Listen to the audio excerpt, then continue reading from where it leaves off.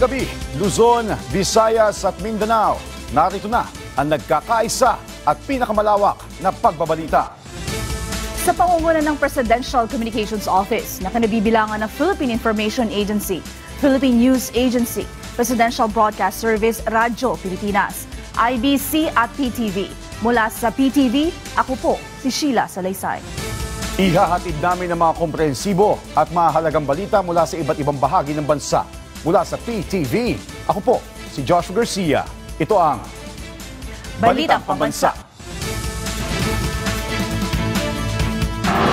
Ngayong gabi sa Balitang Pambansa, Philippine fighter jet kasama ang dalawang sakay nito nawala galing Mactan, Cebu.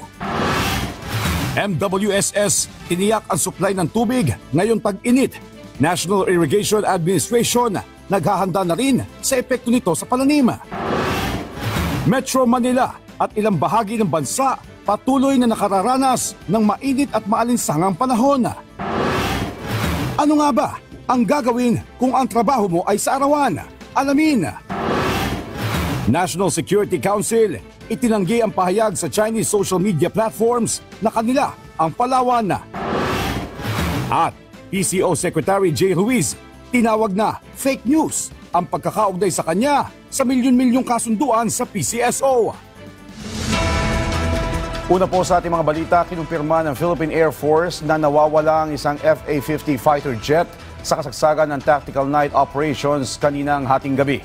Ayon sa PAF, nawala ng komunikasyon ang naturang eroplano sa iba pang aircraft na kasama sa misyon hanggang nakabalik ang mga ito sa Mactan, Cebu. Sa ngayon ay nagpapatuloy ang search operations at prioridad ng PAF na mahanap ang dalawang pilotong sakay na nawawalang FA-50 jet.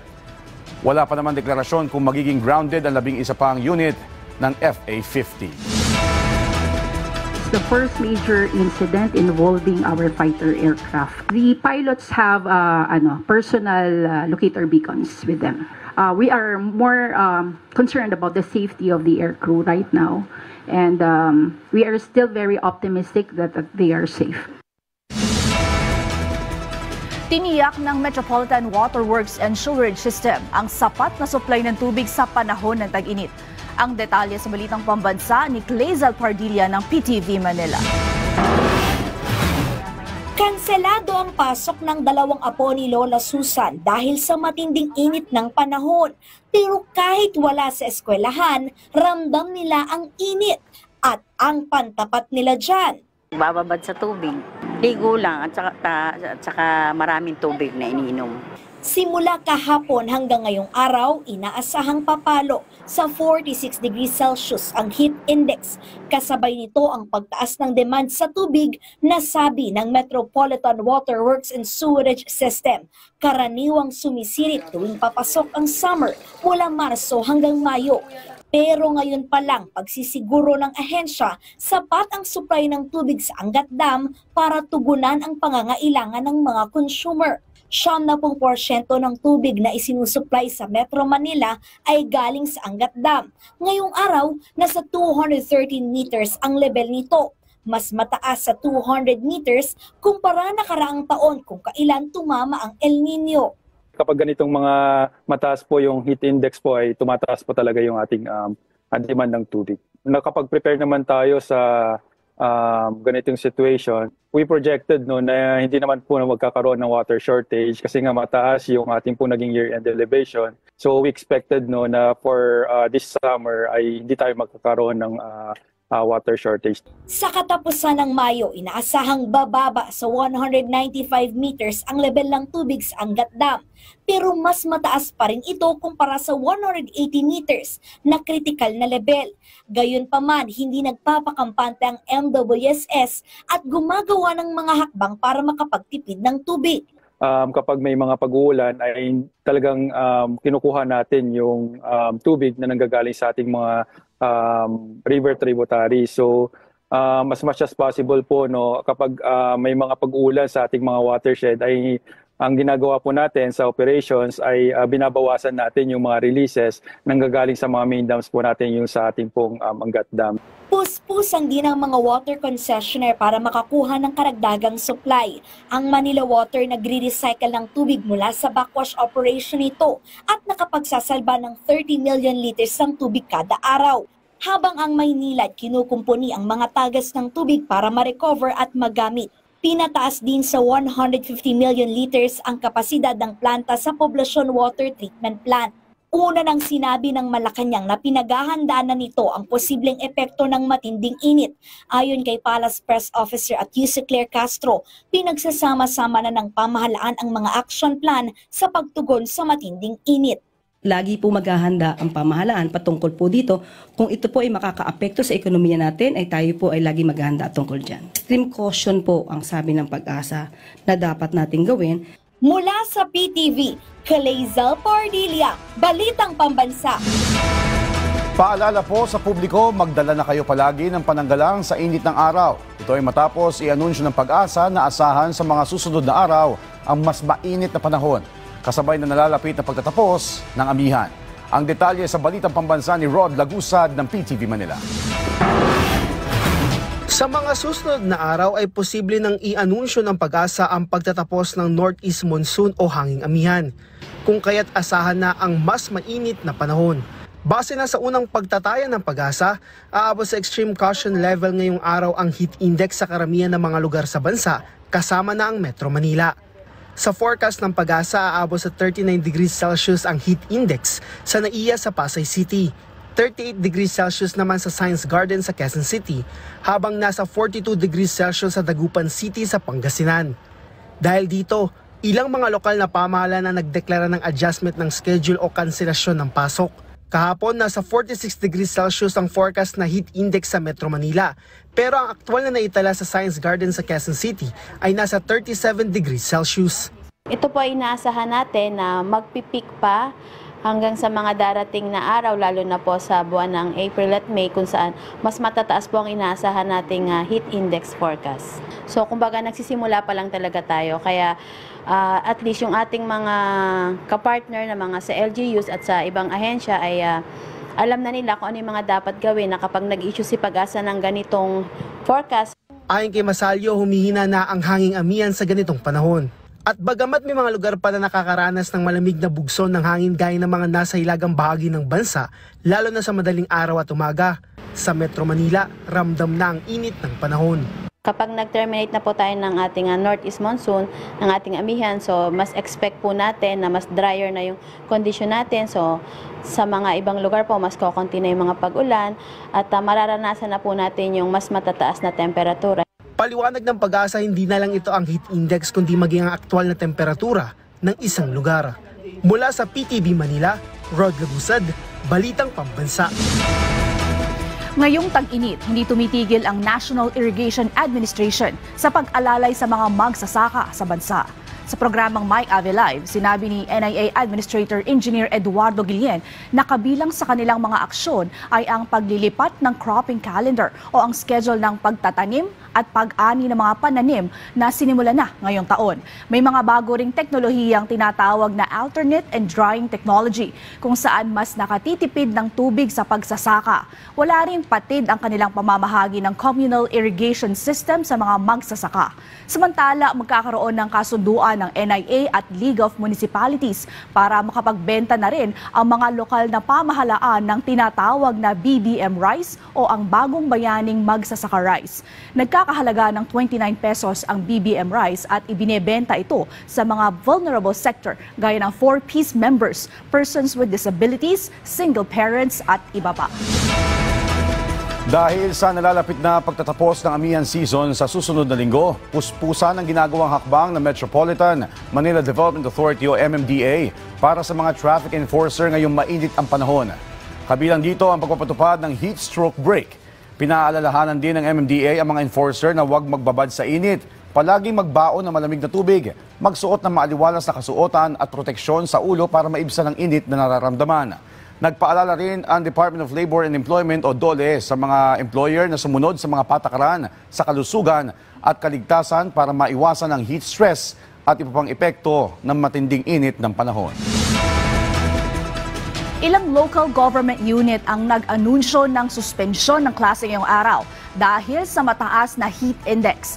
Sa mga bayan ng Abukay, Hermosa, Samal at Orani sa Bataan, walang pasok sa lahat ng antas sa public at private schools. Sa Maynila naman, face-to-face classes lang ang sinuspindi at ginawang online ang klase o kaya'y gagamit ng alternative modes of learning. Sa Quezon City, kanselado ang face-to-face classes sa mga pampubliko at pribadong paaralan simula daycare hanggang senior high school.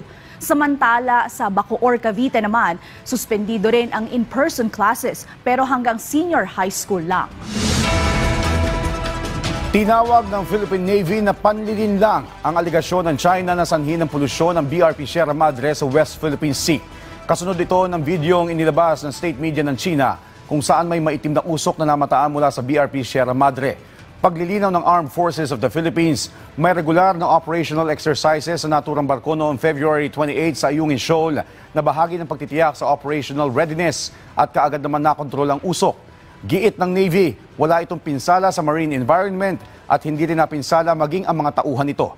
Samantala, kinabahala naman ng National Security Council o NSC ang maling impormasyon na kumakalat sa Chinese social media platforms na bahagi ng China ang Palawan.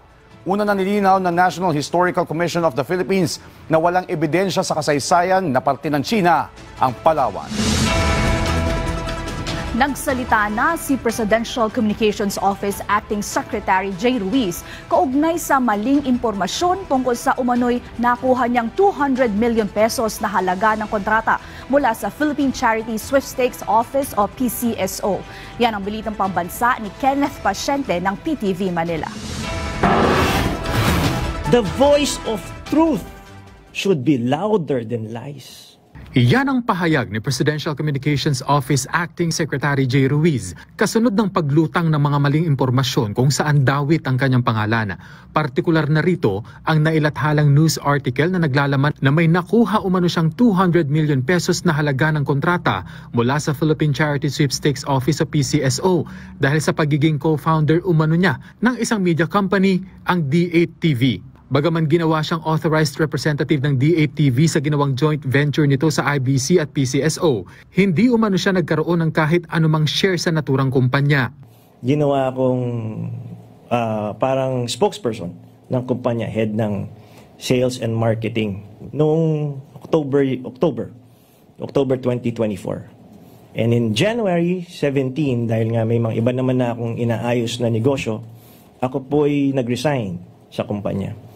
I never owned a single share of Digital 8. So maliwanag po yan. Ipinunto pa ng kalihim ang hindi pagiging patas ng naglathala ng artikulo lalo't hindi man lang siya kinuna ng panig ukol sa issue. Kaya tingin niya, ito ay isang maliwanag na demolition effort laban sa kanya lalo't ilang araw pa lamang siyang nagsisilbi bilang kalihim ng PCO. Bukod pa rito, ibinahagi ng kalihim na apektado na ang kanyang pamilya. Tumaas pa nga raw ang alta presyon ng kanyang ina nang malaman ng issue. Tsaka yun nga po, yung implication sa mental health, sa mga mahal ko sa buhay, at yung implication ng security para sa aking mga mahal sa buhay. Now, I requested for security for myself and for my family because of this fake news that turned out of hand na. Muli rin niyang iginiit na kasalukuyan ng pinoproseso ang pag-divest ng kanyang mga negosyo bago pa siya naupo bilang PCO Secretary kung sakaling makitaan ng mga ito ng conflict of interest. Kasunod nito, babantayan na rin ng PCO ang pagkakaroon ng leakages sa loob mismo ng ahensya para maiwasan na ang anumang intriga at maiwasan ang pagkalat ng maling impormasyon. Pinagsasabihan din natin yung masyadong nagbibigay ng intriga, palakasan ng boses. Palakasan ng bulong. So, kailangan din ma-decipher mo kung alin yung, sino yung nagsasabi ng totoo, sino yung sumisip-sip, sino yung papalakas, sino ang karapat-dapat. Hindi na rin daw magsasampa pa ng kaso ang kalihim sa news organization na sumulat ng artikulo. Sinabi niya na uubos lamang daw ito ng kanyang oras. Sa halip ay pagtutuunan na lamang niya ng panahon ang pagpapabuti pa ng PCO, lalo na ang paglaban sa fake news. Mula PTV Manila, Kenneth Pasyente, Balitang Pambansa. Magtatalaga ng ligtas na evacuation site at magtatayo ng permanenteng relokasyon ang administrasyon ni Pangulong Ferdinand R. Marcos Jr. para sa mga residente na apektado ng pagputok ng Bulkang Kanlaon sa Negros Island. Ayon kay Pangulong Marcos Jr., bahagi ito ng long-term plan ng pamahalaan na layong matiyak ang kaligtasan at kapakanan ng mga residenteng nakatira doon. Kailangan na niya mailikas mula sa danger zone ang mga apektadong residente at magtayo ng malalaking evacuation center. Target din ni Pangulong Marcos Jr. na makabuo na maliit pero epektibong National Task Force on Kanlaon, katuwang ang Department of National Defense, OCD, na tututok dito. Samantala, naitala ng bansa ang pinakamababang budget deficit matapos ang pagtama ng pandemic nitong 2020.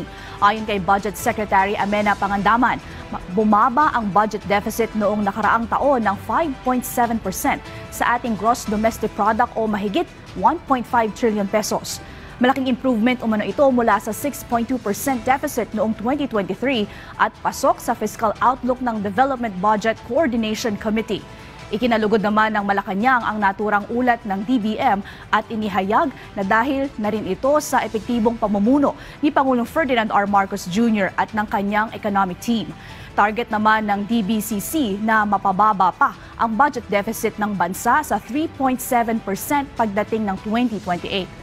Paliwanag ni Pangandaman, sa pamamagitan ng mga pagsisikap ng pamahalaan, magiging abot kamay ang bagong Pilipinas na may mas marami at dekalidad na mga oportunidad para sa mga Pilipino. Nanindigan ng Philippine National Police na narescue nila ng walang binayarang ransom ang senior high school student na kinidnap sa isang exclusive school sa Taguig. Ginawa ng PNP ang paglilinaw sa gitna ng mga kumakalat na ulat na nagbayad ng $1 milyon na ransom ang pamilya ng bata. Kaya posibleng staged o gawa-gawa lang daw ang pag-rescue. Pinakawalan din umano ang biktima sa May Parañaque sa kasinundo ng mga otoridad bago i-turn over sa kanyang pamilya. Pero ayon kay PNP spokesperson Police Brigadier General Jean Fajardo, mismong si Department of Interior and Local Government Secretary John Vic Remulla na ang nagsalita kaugnay sa pag-rescue sa bata, kaya wala silang duda dito. Tumanggap ng tig 10,000 piso ang ilang magsasaka sa Abra. Ito ay sa ilalim pa rin ng presidential assistance sa kanila, maging sa mga mangingisda at kanilang pamilya. Ang detalye sa Balitang Pambansa ni Jam Malingan ng PIA Cordillera. Mahigit 4,000 magsasaka sa Abra ang tumanggap ng tig 10,000 pesos na cash assistance sa ilalim ng Presidential Assistance to Farmers, Fisherfolk and Families. Ayon kay Abra Agricultural Program Coordinating Office Head Dr. Rosemary Tesoro, layunin ng programa na maibsan ang epekto ng El Niño phenomenon sa mga magsasaka at mangingisda sa lalawigan. Anya, suportado ng Marcos administration ang pagsusumikap ng mga magsasaka na nagpapakain sa bawat pamilyang Pilipino. Anila, malaking bagay ang naturang tulong pinansyal para sila'y makabangon mula sa epekto ng tagtuyot. Dakton tunay, pagyamyaman ang padakton tunay nga ito dati mas may sa farmer, tada pang supusob.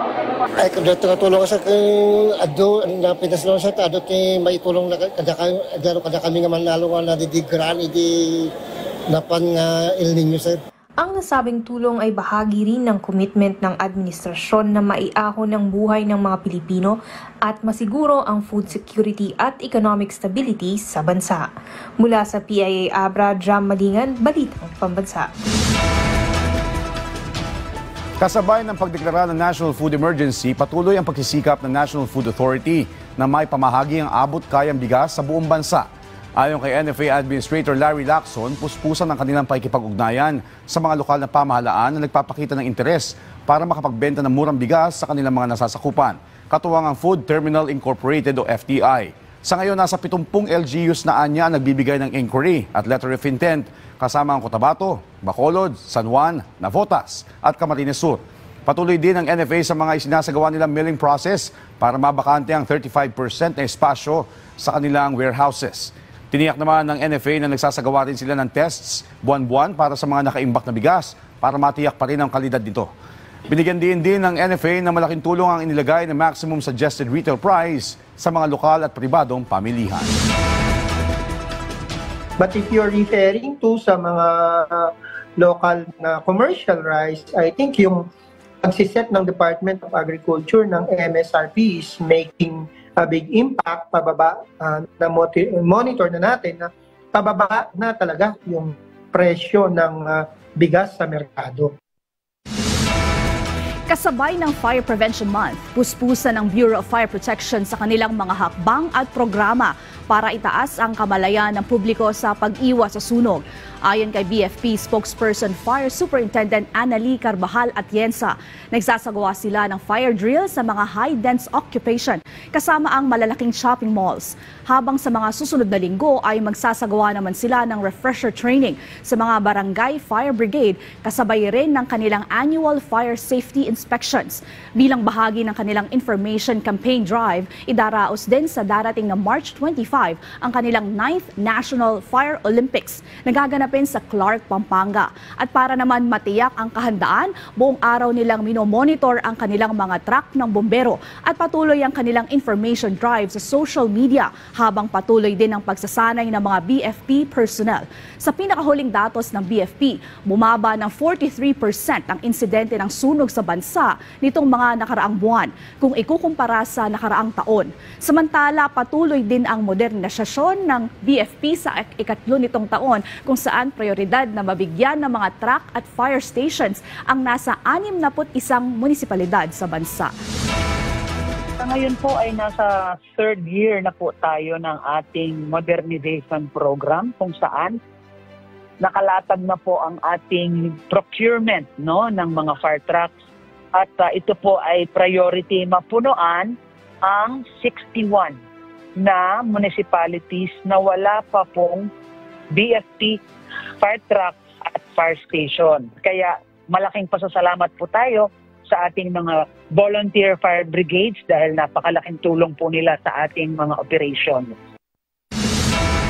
Kasabay ng selebrasyon ng National Women's Month, kinilala ng PNP Bicol ang matagumpay na manhunt operation na pinangunahan ng isang babaeng police major para mahuli ang most wanted person sa rehiyon. Yan ang balitang pambansa ni Gary Carillo ng Radyo Pilipinas Albay. Kung kaya ng lalaki, kaya rin ng babae. Yan ang pinatunayan ng mga kababaihang pulis sa Philippine National Police o PNP Bicol dahil sa kanilang matapat at masigasig na pagtupad sa kanilang tungkulin. Gaya na lang ni Police Major Marmay Fartinca ng Castilla Sorsogon na pinarangalan ng Police Regional Office 5 ngayong National Women's Month. Pinangunahan lang naman ni Major Fartinca ang matagumpay na Manhunt Charlie na nagresulta sa pagkakaaresto ng Regional Most Wanted Person sa Sorsogon dahil sa kasong rape at iba pang mga kaso.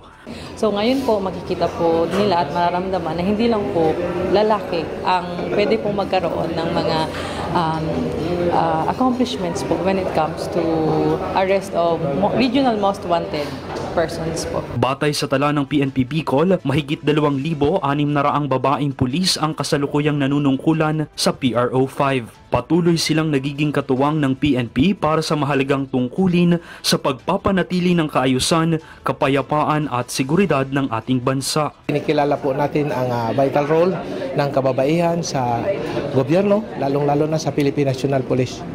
Nagpapasalamat po tayo sa kanilang lahat. Ang mga ganitong pagkilala at pagbibigay parangal sa mga kababaihang pulis ay patunay lamang na patuloy na kinikilala ng PNP ang kanilang kontribusyon sa lipunan. Mula sa Radyo Pilipinas Albay, Gary Carl Carillo para sa Balitang Pambansa. Inusisa ni Senador Risa Ontiveros sa pagdinig ng Senate Subcommittee on Justice and Human Rights ang kinaroroonan ni dating Bamban Mayor Alice Guo at dating Presidential Spokesperson Harry Roque. Base sa bagong impormasyon ng National Intelligence Coordinating Agency, sa tawi-tawi dumaan si Guo sa kanyang pagtakas sa bansa na pareho sa nakuhang impormasyon ng Bureau of Immigration. Marami ring question si Ontiveros sa implementasyon ng pagpapadeport sa mga umano'y Pogo Boss. Kaya naglabas na ng ultimatum si Ontiveros sa BI na sa loob ng 15 araw ay ipaparevamp niya ang BI sa committee report ng subcommittee. Pinuntirya din ni Ontiveros sa pagdinig kung nasaan na nga ba talaga si dating Presidential Spokesperson Harry Roque. Matatanda ang pinatawan ng arrest order si Roque ng Kamara. Sabi ng BI, nagtangka daw si Roque pumuslit patungong Estados Unidos. Bukod pa dito, may impormasyon na nakita si Roque sa Dubai at nagtungo rin sa Singapore. Tinuruan ng National Commission for Culture and the Arts ang mga kabataan sa Zamboanga City na gumawa ng gabang o bamboo xylophone. Ito'y para isulong ang mayamang kultura ng mga taga Mindanao. Ang detalye sa Balitang Pambansa ni Justin Bulano ng Radyo Pilipinas, Zamboanga. Maingat at mabusisi ang ginagawang pagkinis sa mga kawayang ito para matiyak na tamang laki at sukat ng mga ito. Sa oras na maging pulido ang paghahasa rito, isa-isa itong iahanay para maging gabang. Isang instrumento ng tribong Yakan na tinatawag ding bamboo xylophone. Bahagi yan ng isinagawang workshop na musika, puluan, gabang making and performance ng National Commission for Culture and the Arts o NCCA katuwang ang National Museum of the Philippines, Zamboanga. Ang musika puluan ay ang flagship program ng National Committee on Music with the National Commission for Culture and the Arts. At gusto namin ipakita sa musika puluan ang 8 living music cultures.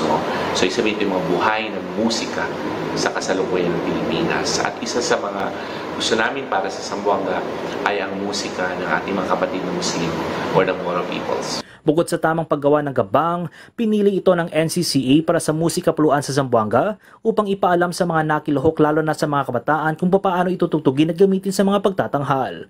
Para naman sa Zamboanga State College of Marine Sciences and Technology, malaking tulong ang workshop na ito sa kanilang mga estudyante para sa pagsusulong ng kultura na mayroon na bahaging Mindanao. This is very helpful, especially to the students who already forgot some of the culture, especially here in Zamboanga City. It made us recall the importance of the tribe we have, especially in Mindanao. Ang nasabing workshop ay isa lamang sa mga aktibidad na inihanda ng NMP Zamboanga bilang pakikibahagi sa selebrasyon ng National Arts Month kamakailan na may temang ani ng sining, diwa at damdamin. Mula sa Radyo Pilipinas Zamboanga, Justin Bulanon para sa Balitang Pambansa. Isang tabletop game ang inimbento ng isang propesor sa University of the Philippines, Los Baños para gawing interactive ang pag-aaral sa mga wika ng ating bansa. Ang detalye sa Balitang Pambansa ni Maine Odong ng PIA Calabarzon. Mas enjoy at tulong-tulungan na pag-aaral ng wika. Ito ang naging layunin ni Professor Mariel Hias, liwanag ng UP Los Baños sa pagbuo ng bagong tabletop game na Isabuhay. Isang larong nakadisenyo para sa mga diskurso ng mga wikang katutubo. Laman ng board game ang kasaysayan ng mga wika sa bansa mula noong bago ang pananakop ng mga Kastila hanggang sa kasalukuyan at ang ilan sa mga balakid sa pagpapanatiling buhay sa mga wika. Sa bawat team, may 4 na gampanin, ang guro, mananaliksik, tagapagtaguyod at ahensya. Sa dulo ng laro, dapat ay nagtulungan ang bawat miyembro na siguraduhing buhay ang lahat ng wika at nakapagtayo ng 3 bahay wika sa bansa. Gusto kong ilangkap yung usaping laro at paano gagamitin yung anyong yon para mailapit ko palalo yung paksa ng mga buhay at buhay ng mga wika sa bansa, sa mga estudyante ko. Ayon sa propesor, napansin niyang mas pinahalagahan ng mga estudyante ang wika sa ganitong paraan ng pagtuturo, kaya't plano niyang gawing libre ang Isabuhay. Ang goal ko dito sa laro, once na inilabas siya as board game, ay download, print, laro. Ida-download na lang siya ni teacher, ipiprint niya sa kung anumang materials ang available siya at lalaruin na po nila. Dahil sa imbensyon, natanggap ni Liwanag ang 2025 Gawad Julian Cruz Balmaceda mula sa Komisyon sa Wikang Filipino para sa inisyatibong paunlarin pa ang wika sa bansa. Sa pamamagitan ng mga pananaliksik, mga malikhain at interaktibong laro, hangad ng mga propesor na mapanatiling buhay ang ating mga wika na bahagi ng pagkakakilanlan bilang mga Pilipino. Mula sa PIA Calabarzon, Maine Odong, Balitang Pambansa. At dyan po nagtatapos ang 30 minutong ulat sa bawat sulok ng bansa. Samahan niyo kami muli mamayang alas 9:30 ng gabi para sa updated at pinalakas pa ang balitaan. Mula sa PTV, ako po si Joshua Garcia.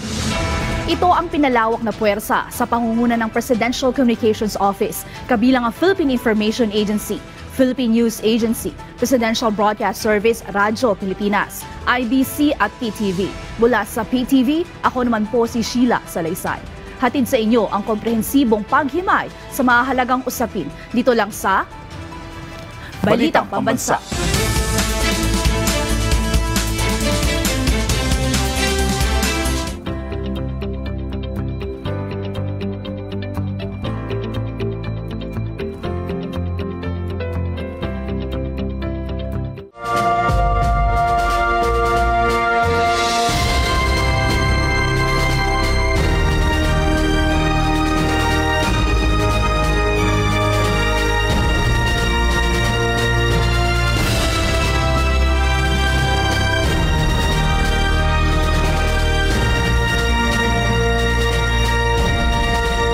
Rifle exercise number 1. Now you're ready. Ready, sir. 1, 2, 3, 4. Now.